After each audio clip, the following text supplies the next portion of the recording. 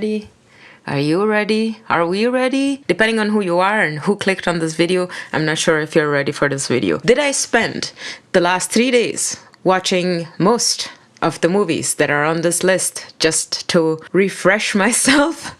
Yes, I did. Do I feel like watching something fun right now? Yes, I do. Will I be doing this video before that? Yes, I am. Hello. And welcome back to me screaming into the void, to you currently 188 subscribers. This video is going to be a little different, not from the excitement, not from the setup, not from how I am explaining it, but on how it's edited, because my editor, who is not being paid by the way, she does this for free. She has a real job and she's just nice enough to help me out. Hi, editor, in case you're watching. Thank you. In case this video looks a little different, I do the rough cut and then she zhuzhes it up and makes all the pretty stuff. Everything that makes this video interesting to look at, that's her. Today, we are talking about violent, extreme revenge horror movies. This is the opposite of my beginner's guide, the complete opposite. So in case you are a beginner and you're thinking, I'm gonna dip my toe into the dark side, don't do it.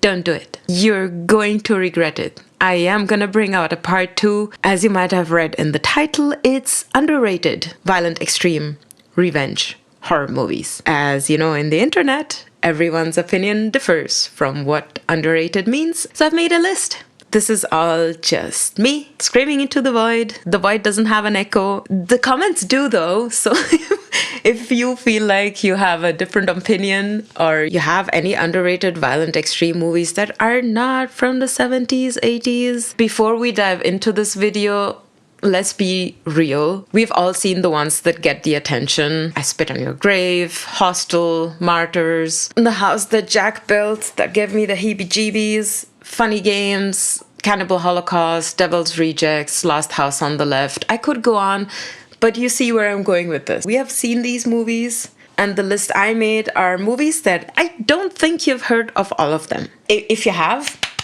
good on you. You know how to read subtitles. Yes, there will be subtitles. Listen, you are missing out on a lot of good movies if you're not gonna read subtitles. That's all I'm gonna say. This list of movies is the movies that really hurt and go too far and make you uncomfortable. Most of these movies have most of the trigger warnings. There will be babies.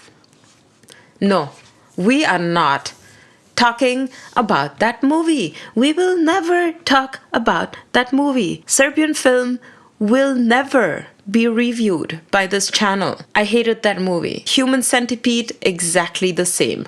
Highly overrated, not misunderstood at all. That's why I like reviewing movies, because everyone has a different opinion and everyone is entitled to it. If you don't like any of the movies that I'm going to list, you're most welcome to it. If you're squeamish, this is the last time that I'm warning you and you're allowed to tap out, be gone, goodbye. No, we're staying? Okay, let's get into it. I don't know if this is the right vibe for this video, because the further down we go, the worse it's going to get. I kind of didn't put too much of an emphasis on how I lined up these movies, except for the last 3, because the last 3 are the ones that really leave you just feeling bleak and hopeless. I will not mention any trigger warnings because most of these movies have all the trigger warnings. First movie you're talking about, Frontiers, 2007. This movie does not hold back and just sledgehammers you in the face with violence and cannibalistic right-wing nuts. Frontiers is France's response to Hostel. It follows fugitives who think they have escaped the law. This inn that these 3 fugitives run to is run by a cannibalistic Nazi people. And it gets worse.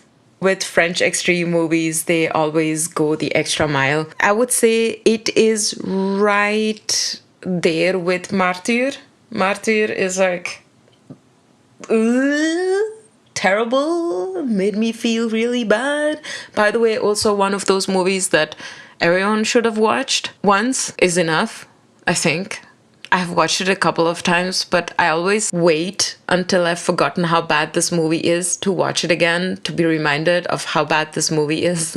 I don't watch it again. This movie is very grimy and relentless and just doesn't stop. And the main woman who plays the final girl, it was very much at the time where the girl would wear all white and come out in the end all bloody. I will not tell you why she's wearing a white dress. You can guess.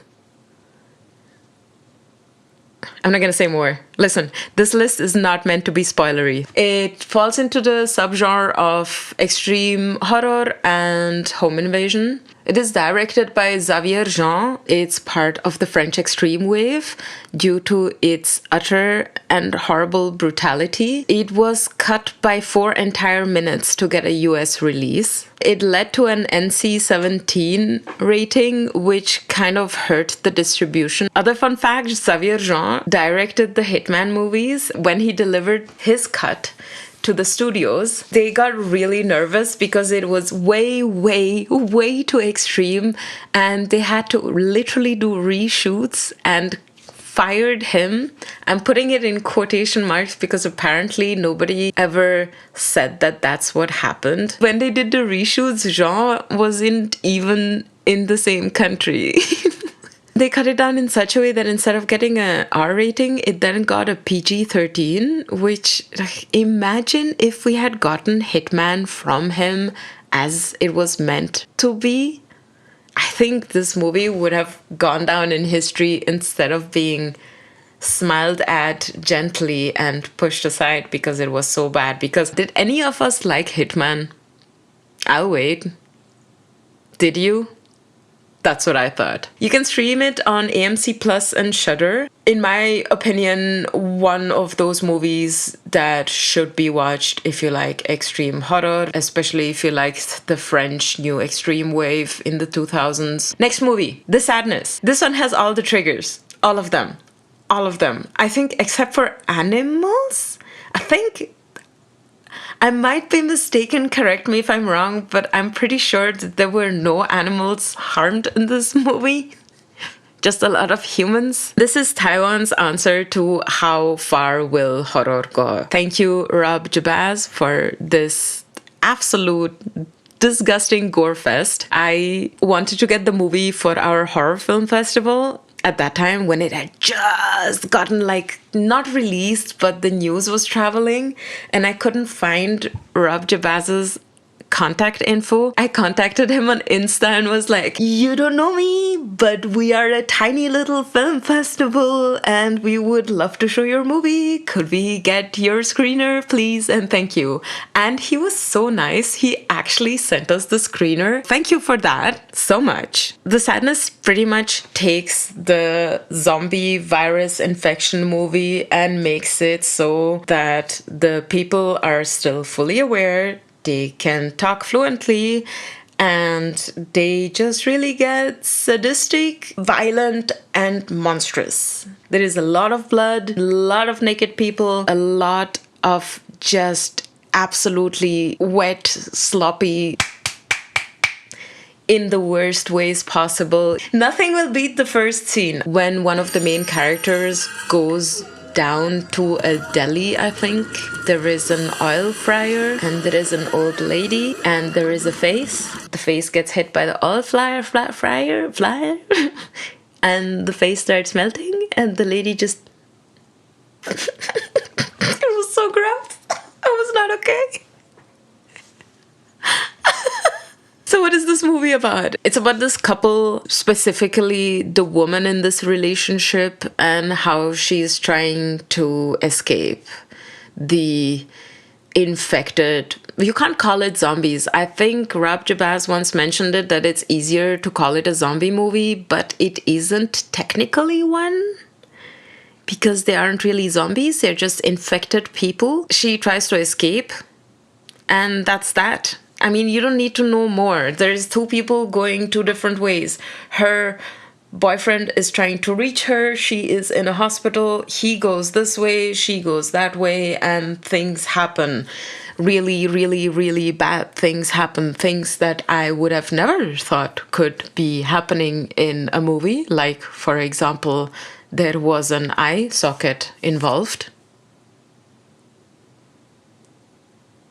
And then the person got infected. It goes into the subgenre of infection horror, extreme horror, and splatter. Lots and lots of splatter. Notable crew and cast are Regina Leigh, Berant Zhu, and Rob Jabaz, who's directing. Why it's underrated? Because it was either banned or cut in several countries due to explicit violence and sexual horror. And the crassest part of it all, it was shot in 28 days. Like, 28 days.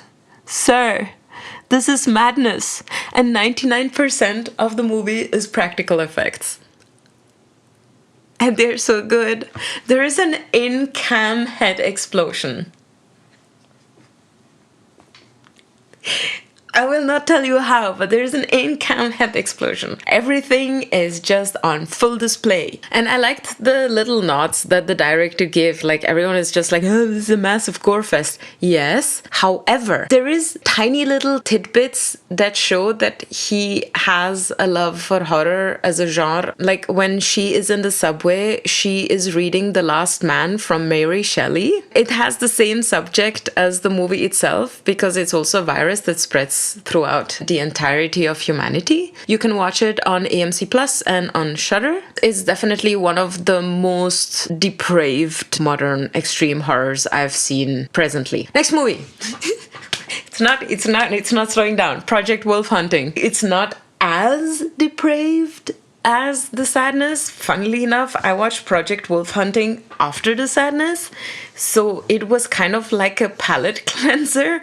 But if you watch Project Wolf Hunting on its own, you will question my sanity on why I thought that this was a palate cleanser. It's on a boat with convicts and a secret science experiment. It's a South Korean horror action hybrid. Bones will snap, heads will collapse, stuff will be stuffed into places, and the blood just doesn't stop. By the end of it, you'll really be like, WTF did I just watch? It is in Korean, so again, as in The Sadness, as in Frontiers, read the subtitles or watch a dubbed version, I guess. The story is basically a prisoner transport ship becomes a floating meat grinder once a science experiment breaks loose. I'm not going to describe the science experiment, but one of my favorite parts of the movie was when the science experiment ripped off a guy's arm and started hitting him with the arm. Stop Hating Yourself took such a dark turn, and I was laughing my head off because I was like, you just see this guy just ripping this guy's arm off and being like, oosh, oosh, oosh. Directed by Kim Hong-sung, this movie took about 2.5 tons of blood. Judging by how it ended, there should be a part 2 coming out. But I don't think it will because it was never confirmed. You can watch it on Tubi, Prime Video, Screenbox, and Haya. It's a gloriously unhinged action chaos that is very much only for hardcore extreme fans. So if you like blood and dripping and stuff being ripped out and more stuff being ripped out and even more stuff being ripped out and maggots, this one is for you. Next, Beaten to Death, 2022, Australia. This one is in English. This movie is literally just pain. Nothing else but pain. There is no monsters, there are no ghosts, just one man trying to survive a rural nightmare of fists, blood, and betrayal. That's it. I mean, this movie is called Beaten to Death. You're not gonna watch this movie for any other reason than to watch this guy get beaten to death. It's in the title. There's just no mercy. If you're in that kind of thing, you will be in for a treat. It's very much in the subgenre of survival horror and rural violence. This is just a man who wakes up completely bloody in the outback and is being hunted and is utterly alone. Notable cast and crew are Thomas Roach, David Tracy, and the director Sam Curtin. It's underrated because it pretty much did not get outside of the festival circuit and there was no major US release or press. This movie was only shot by using natural lighting and handheld cameras for realism, and the realism is there. Fun fact, the lead actor Thomas Roach has the uncanny ability to make himself vomit, and when the script was written they had him in mind as the lead character because you will see why. So if you don't like people puking, then this might not be for you. There is a lot of things that will not be for you if you already have a problem with puke. You can watch it on Shudder and AMC Plus. This is like pure survival Aussie horror and is just a lot of pain. Just a lot of pain. Next movie, Green Room. This movie is very underrated just because so many people don't like it. And I'm like, why? Why did you not like it? Why? Why? It's such a good movie. It has Patrick Stewart in it. Patrick Stewart. It's basically about this punk band that goes to the wrong gig and ends up barricaded in a right-wing bar. That kind of right-wing bar, like the podcast from Tusk. It's tight, it's feral, it's unrelenting, and it's tense. Patrick Stewart is there as a skinhead leader.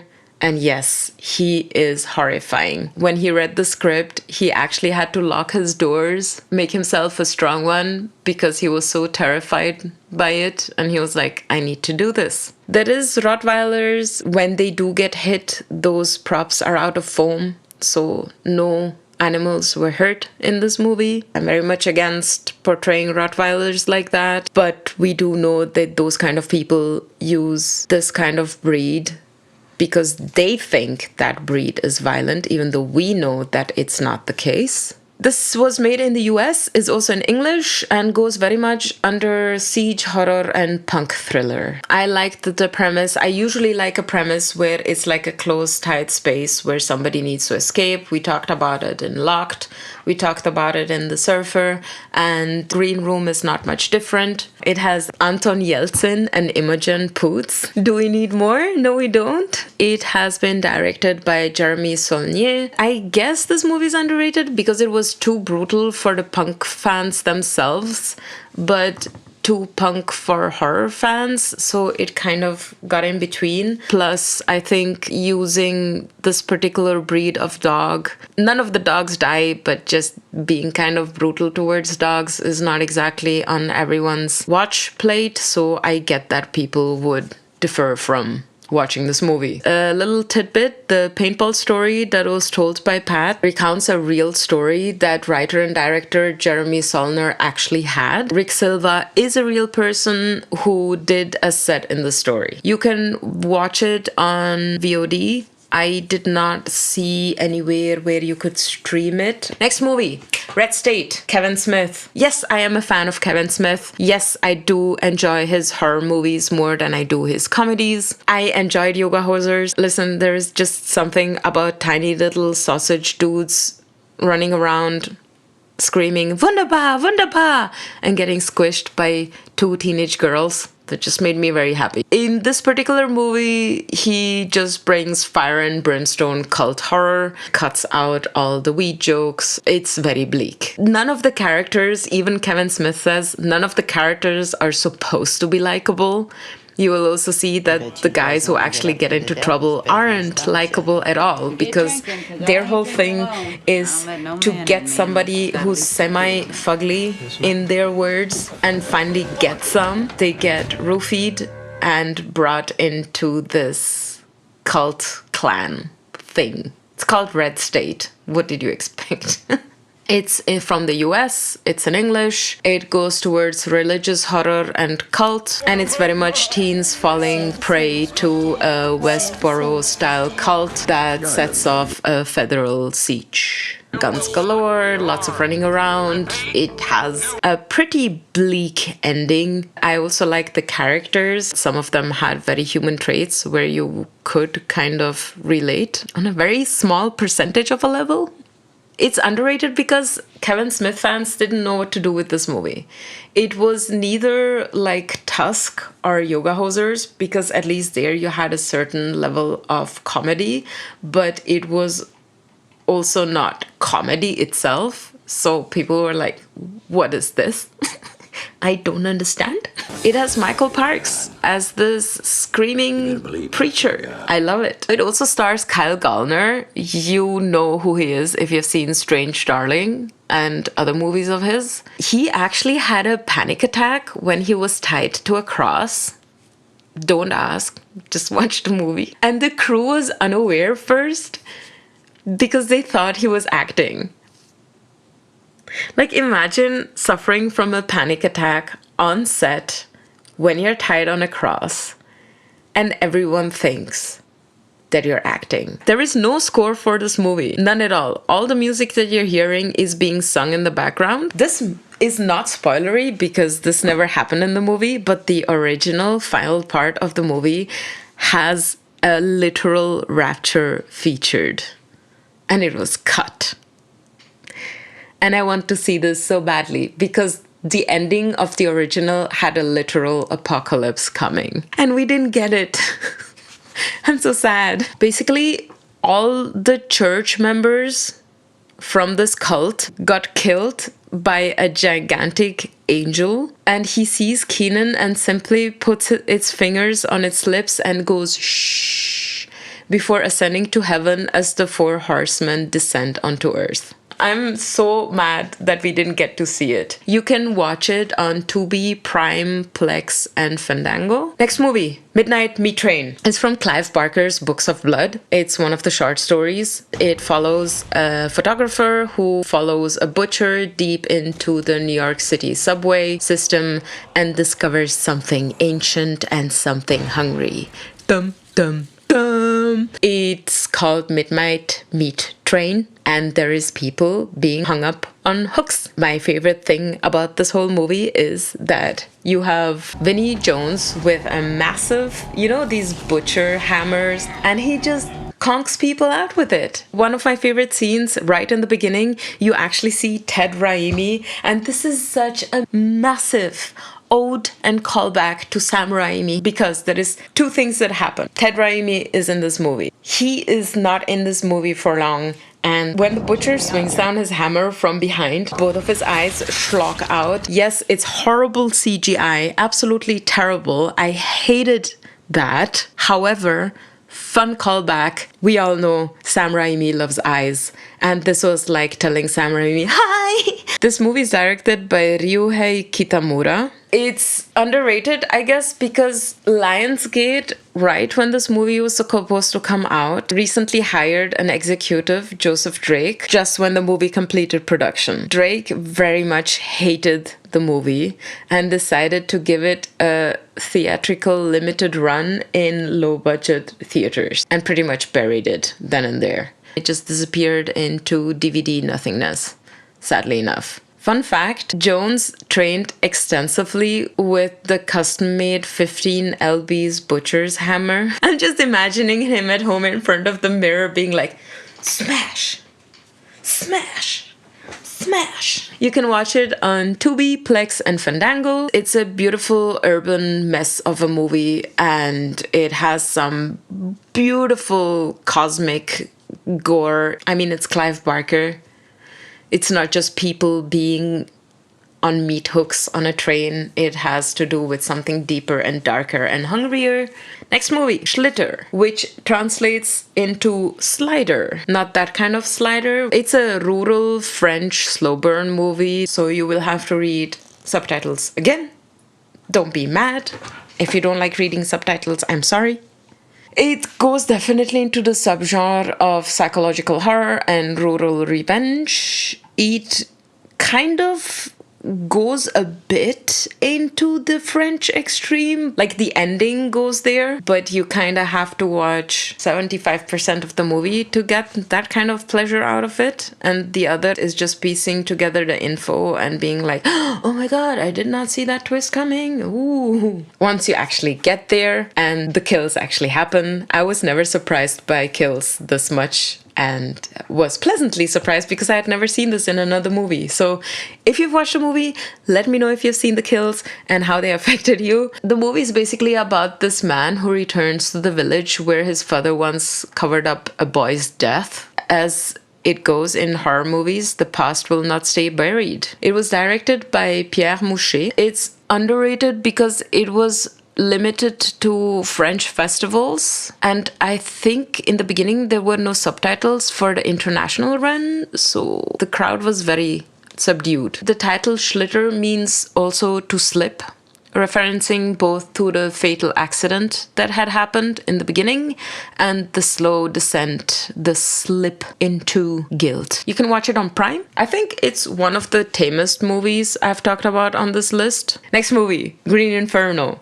Ooh, this is difficult for me to talk about because I have this hate-love thing for Eli Roth. On one hand, I appreciate some of the movies he did, Thanksgiving, even Green Inferno, even though I feel like in this movie he's very much aware of the fact of what he's doing and what this movie is about, and it's very much tongue-in-cheek. However, just because something is tongue-in-cheek doesn't mean that it's not wrong. And then there is Knock Knock. Anybody who's been on this channel long enough knows how much I hate Knock Knock. I mean, I hate Knock Knock. I hate it so much that I watch it just for funsies. Back to Green Inferno. So yeah, it's on this list because it's underrated, because of the critics, and because people were like, I don't feel like this movie should have been made. It was very much inspired by Cannibal Holocaust, and anybody who has seen Cannibal Holocaust knows that this movie is practically very snuffy, to say the least. This movie is a tribute to that, even though no animals were hurt. Everyone was in the know. Eli Roth tried his best to, I guess, be nice to the people there who had never seen a camera and never watched a movie, and then he decided to show them Cannibal Holocaust, and they found it funny because they thought it was a comedy. How much truth there is to that, I don't know. And how much it is just invented to make people even more angry, I don't know. This movie is about student activists who are captured by a remote Amazonian tribe that do not like outsiders. And yes, they're cannibals. You see why this movie must have gone under. In typical Eli Roth form, there is a lot of screaming. So if you don't like that, I don't think you'll like this movie. You know, there is the kind of screaming where you're like, yeah, that fits the bill. And then there is the Eli Roth horror movie kind of screaming where characters are just like hysterical, which just pisses me personally off. And at some point you're like, okay, just kill these people, please, because I cannot relate to them. I don't want to relate to them. They are no fun. Why it's underrated? On one hand, the story itself, and it was very much mismarketed to a broader audience, which then both alienated the general horror viewers and the Grindhouse fans at the same time, because it's not Grindhouse. It's also not general horror. If he had gone the Hostel way, I think he would have found his crowd. It is also the third and final film from Eli Roth's trilogy entitled Travel and Punishment, Cabin Fever, Hostel 1 and 2, and Green Inferno was the last one. So with that in mind, Green Inferno is kind of fun to watch because you're like, yeah, it's just a couple of tourists who got caught up, but then there is this one girl in the end. If you know, you know. And that kind of irritated me. You can watch it on Paramount Plus. You will either like it or you will hate it. But if you know Eli Roth, you know what you're getting into. Next one, Dream Home, 2010. This is a satire slasher social horror movie. It's about this woman's dream to buy an apartment in Hong Kong during the housing crisis and literally going on a killing spree to get there, because she can't afford it. That's it. There is social criticism in this movie, and the kills are just fantastic. I'm not sure if all the kills are meant to be funny, but once you actually get to the stoner bros, I had to laugh a couple of times, especially when one guy literally got gutted and then starts smoking weed.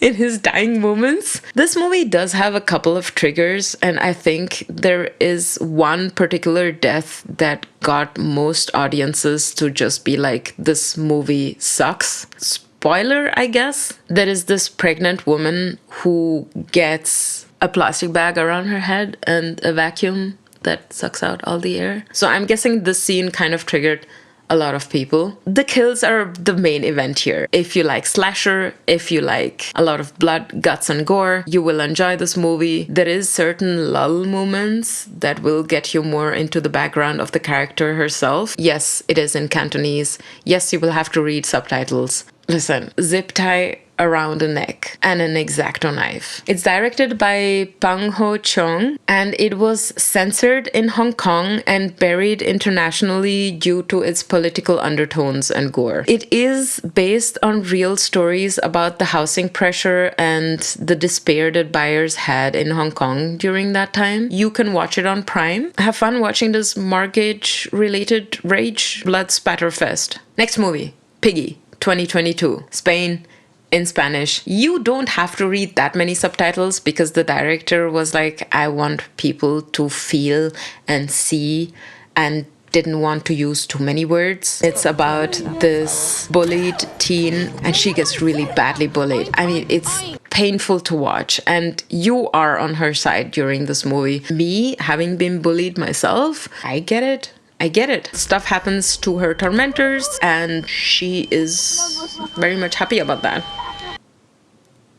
Carlota Pereda said that she wrote Piggy to confront her own fears because being a teen can be absolutely terrifying. I could very much relate to this movie, especially because when you get bullied about the way that you look like, there is a very different, very nasty aftertaste that lives with you for a long time. Pereda also said that she shot it in 4:3 because the body is the center of this image. It's much more important than the surrounding and the landscape. She shot it very, very aware of how she wants to portray the main character in this movie. This movie is very much going into more of revenge and psychological horror. I guess it's underrated because it had a very quiet Spanish release and its uncomfortable emotional core is very hard to market. I think that if you take your time and actually watch the movie, you will feel very uncomfortable during your entire watch. You can stream it on Hulu and Amazon. Anybody who likes these kind of movies will very much enjoy this coming of rage tale. Next movie, Revenge,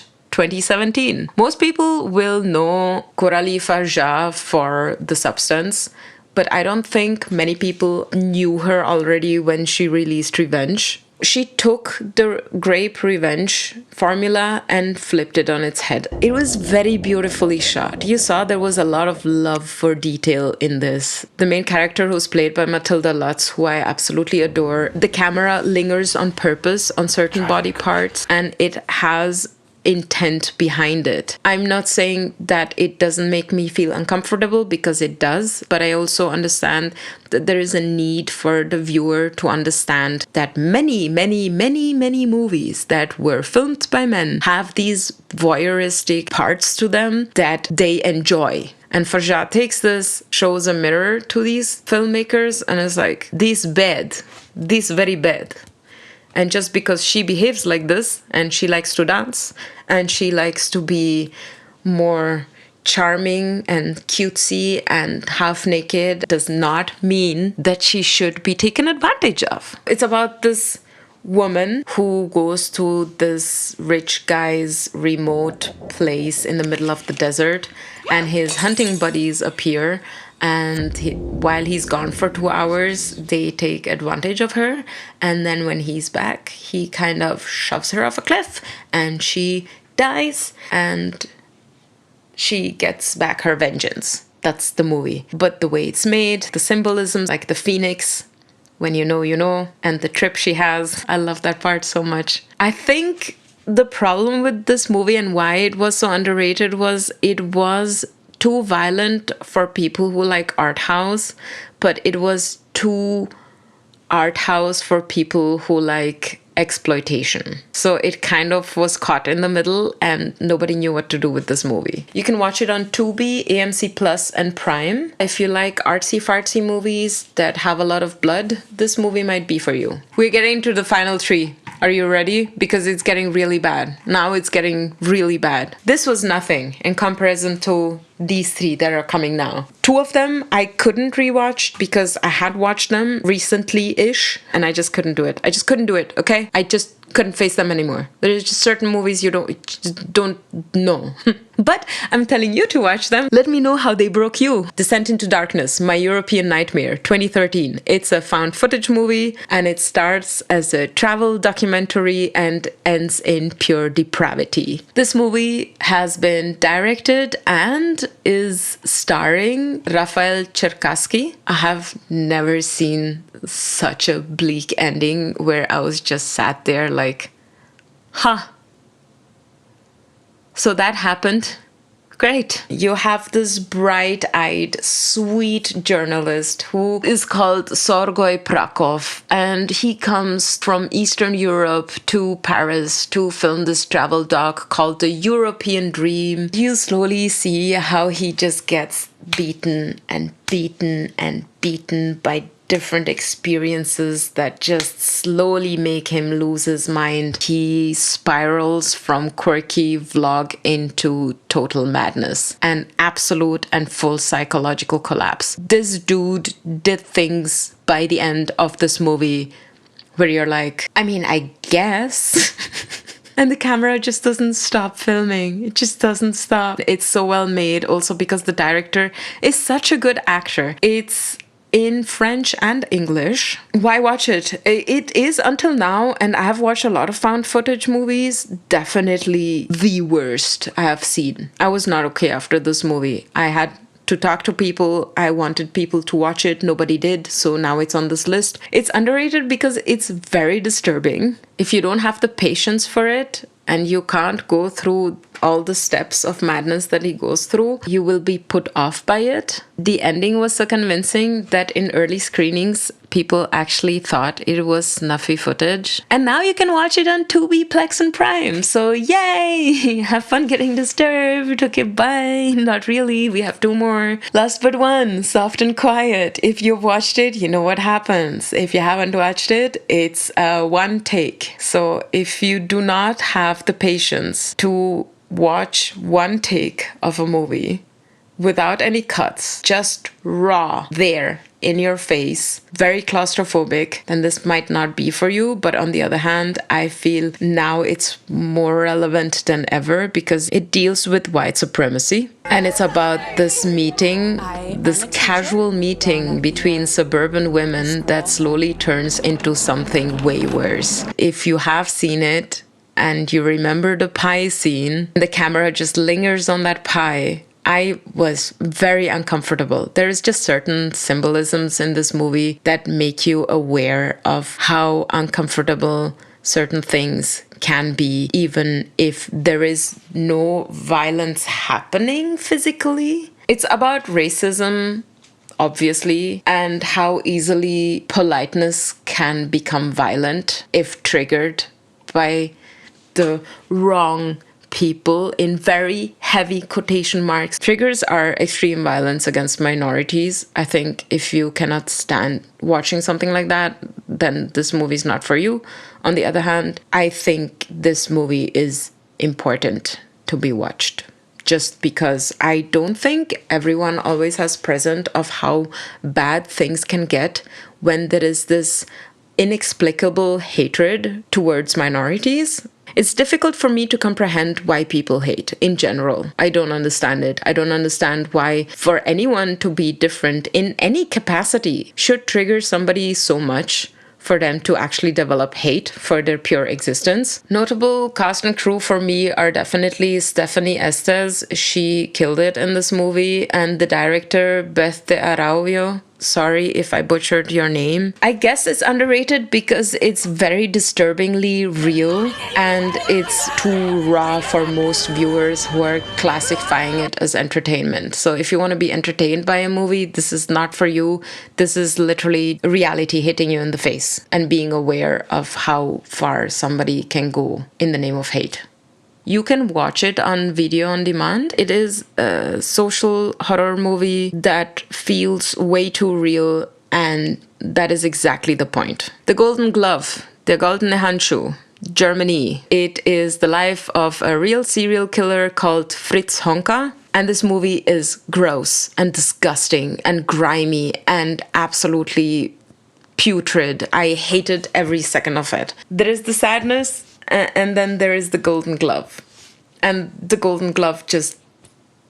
I had a hard time watching it. It was not okay. So when it was shown on the 69th Berlin Film Festival, it got negative reviews. People hated it. They thought that it was way too brutal and it had a lack of substance. I disagree because I feel like this movie visually captures very much the serial killer's depraved mindset. The director, Fatih Akin, just took the grime and the dirt and the disgust and the feeling and the mood of that time, made it into this gut-wrenching real-life depiction of a serial killer's descent. That's exactly what you get. I think there is a big difference when talking about serial killers who existed between gratuity and then actually making you feel grimy and dirty and disgusting, because that's that world that they live in. He lived in the vicinity of the Golden Glove, which is a pub,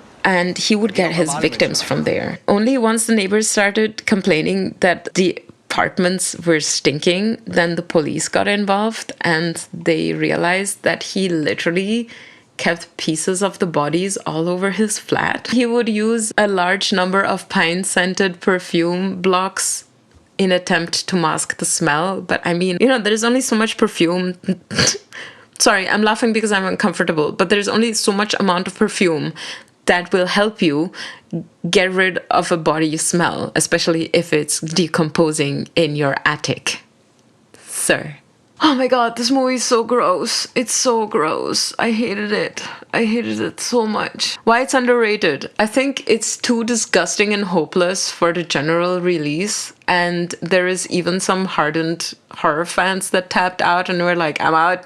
This is not happening. I made it through the first time, but I will not rewatch this movie unless I have to. The actor, Duslet, lived in Honka's actual apartment during preparation.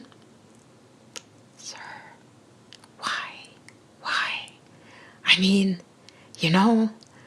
no, I wouldn't do that. You can stream it on Prime, Tubi, and AMC. This is by far the grimiest true crime horror movie I have ever seen, and it's out there now for people to see.